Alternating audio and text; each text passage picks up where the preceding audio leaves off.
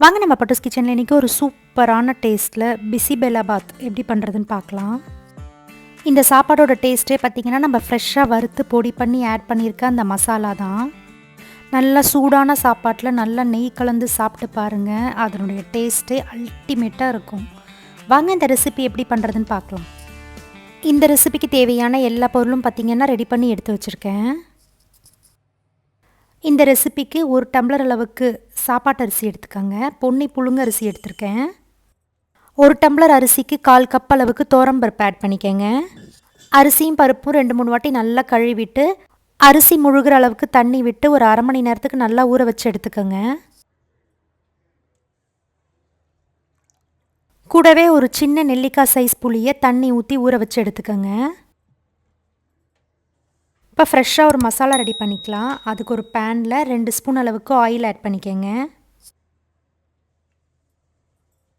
1/4 spoon அளவுக்கு கடுகு add பண்ணிக்கோங்க. 1/2 ஸ்பூன் அளவுக்கு உளுந்து, 1/2 ஸ்பூன் அளவுக்கு கடலைப்பருப்பு ஆட் பண்ணிக்கோங்க. 1/4 ஸ்பூன் அளவுக்கு வெந்தயம், 1 ஸ்பூன் அளவுக்கு தனியா ஆட் பண்ணிக்கோங்க. கூடவே 1/2 ஸ்பூன் மிளகு, 1/2 ஸ்பூன் அளவுக்கு சீரகம் ஆட் பண்ணிக்கோங்க. கூடவே உங்கள் காரத்துக்கு தகுந்த மாதிரி மிளகாய் ஆட் பண்ணிக்கோங்க. நான் 2 normal chilli, 3 Kashmiri chilli add பண்ணியிருக்கேன். சின்னதாக ஒரு பீஸ் பட்டை, 2 கிராம்பு, 2 ஏலக்காய் ஆட் பண்ணிக்கோங்க. இதெல்லாம் எண்ணெயிலே சேர்த்து நல்லா கலர் மாதிரி வர வரைக்கும் நல்லா வறுத்து எடுத்துக்கோங்க. இந்த ஸ்டேஜில் 3 ஸ்பூன் அளவுக்கு திருவன தேங்காய் ஆட் பண்ணிக்கோங்க. நான் ஃப்ரீசர்லேருந்து எடுத்தனால கட்டியாக இருக்குது. 1/4 ஸ்பூன் அளவுக்கு பெருங்காயத்தூள் ஆட் பண்ணி நல்லா கலர் மாதிரி வர வரைக்கும் நல்லா வறுத்து எடுத்துக்கோங்க. லோ ஃப்ளேமில் வச்சு 5 to 6 மினிட்ஸ் நல்லா கலந்து விடும் போது பார்த்திங்கன்னா எல்லாம் கலர் மாதிரி இந்த அளவுக்கு வரும். இந்த ஸ்டேஜில் ஸ்டவ் ஆஃப் பண்ணிவிட்டு ஆற வச்சு நல்லா அரைச்சி எடுத்துக்கோங்க.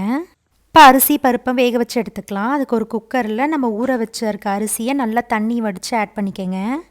அரிசியும் பருப்பும் சேர்த்து 1/4 கப்புக்கு 3.5 கப்பு தண்ணி அளவு ஆட் பண்ணியிருக்கேன். எந்த கப்பால் அரிசி அளந்தீங்களோ அதே கப்பில் ஆட் பண்ணிக்கோங்க. உங்களுக்கு கொஞ்சம் குழைவாக வேணும்னா எக்ஸ்ட்ராவாக கூட தண்ணி ஆட் பண்ணிக்கோங்க. இது கூடவே 1/2 ஸ்பூன் அளவுக்கு மஞ்சத்தூள், கட்டி பெருங்காயம் ஒரு சின்ன பீஸ் ஆட் பண்ணிக்கோங்க. 1/2 ஸ்பூன் அளவுக்கு கல்லுப்பு ஆட் பண்ணி நல்லா கலந்து மூடி போட்டு ஒரு 4 விசில் லோ ஃப்ளேமில் நல்லா வேக வச்சு எடுத்துக்கோங்க.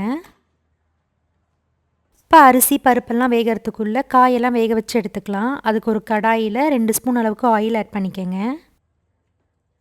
எண்ணெய் காஞ்சோடனே பொடியை கட் பண்ண ஒரு வெங்காயம் ஆட் பண்ணிக்கோங்க. கூடவே ஒரு கொத்து கருவேப்பிலை ஆட் பண்ணிக்கோங்க. வெங்காயம் நல்லா கலர் மாறி வர வரைக்கும் நல்லா வதக்கி விட்டுக்கோங்க.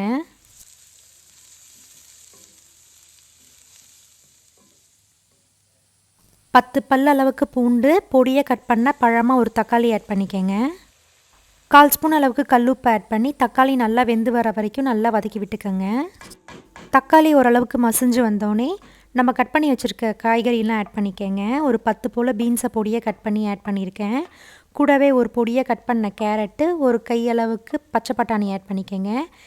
உங்கள்கிட்ட எந்த காய்கறி இருக்கோ அந்த காய்கறி ஆட் பண்ணிக்கோங்க. சாம்பாரில் ஆட் பண்ணுற எல்லா காயுமே இதில் ஆட் பண்ணலாம். இதில் ஆட் பண்ணுற காய்கறி பார்த்திங்கன்னா ரொம்ப ஆட் பண்ணாமல் ஓரளவுக்கு நார்மலாகவே ஆட் பண்ணிக்கோங்க. இது கூடவே ஒரு 1/4 ஸ்பூன் அளவுக்கு மஞ்சத்தூள் ஆட் பண்ணிக்கோங்க. கூடவே ஒரு டேபிள் ஸ்பூன் அளவுக்கு வீட்டில் அரைச்ச குழம்பு மிளகாத்தூள் ஆட் பண்ணிக்கோங்க. நல்லா கலந்து விட்டு இந்த ஸ்டேஜில் நம்ம ஆற வச்சுருக்க அந்த மசாலாவை அரைச்சி எடுத்துக்கோங்க. நம்ம ஃப்ரெஷ்ஷாக அரைச்ச மசாலாவும் இந்த காய்கறிலேயே ஆட் பண்ணிக்கோங்க.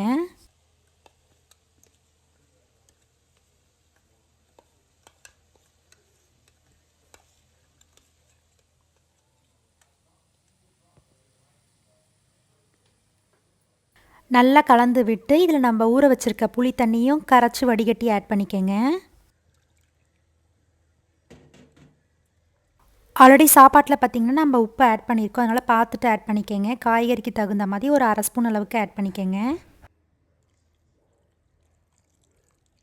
கூடவே 1/4 டம்ளர் அளவுக்கு தண்ணி விட்டு நல்லா கலந்து ஒரு 10 மினிட்ஸ் லோ ஃப்ளேம்லேயே நல்லா வேக வச்சு எடுத்துக்கோங்க.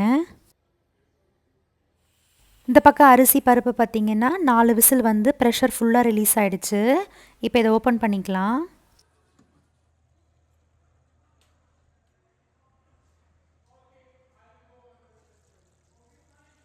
காய்கறியும் பார்த்திங்கன்னா நல்லா வெந்து எண்ணெய் தெளிஞ்சு வந்திருக்கு. இந்த ஸ்டேஜில் வேக வச்சுருந்த சாதத்தை ஒரு வாட்டி நல்லா மசிச்சு விட்டுக்கோங்க. கூடவே நம்ம வேக வச்சிருந்த காய்கறி எல்லாத்தையுமே ஆட் பண்ணிக்கோங்க.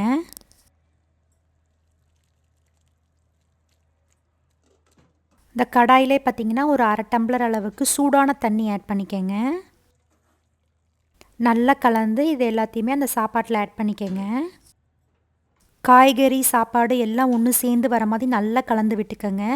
இந்த மாதிரி சூடாக கலரும் போதே பார்த்திங்கன்னா நல்லா மசிஞ்சு வரும். எல்லாம் ஒன்று சேர்ந்து வர மாதிரி நல்லா கலந்து விட்டுக்கோங்க. இந்த ஸ்டேஜில் உப்பு பத்தலைன்னா ஆட் பண்ணிக்கோங்க. நான் ஒரு அரை ஸ்பூன் அளவுக்கு சால்ட் ஆட் பண்ணியிருக்கேன்.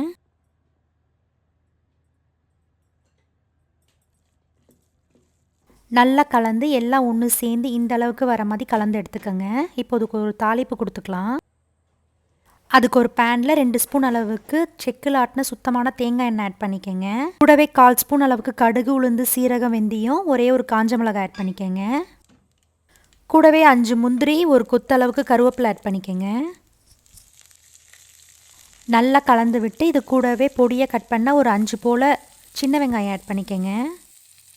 வெங்காயம் நல்லா கலர் மாதிரி வந்தோடனே இந்த ஸ்டேஜில் ஸ்டவ் ஆஃப் பண்ணிவிட்டு நம்ம ரெடி பண்ணி வச்சுருக்க சாப்பாட்டில் இதை ஆட் பண்ணிக்கோங்க.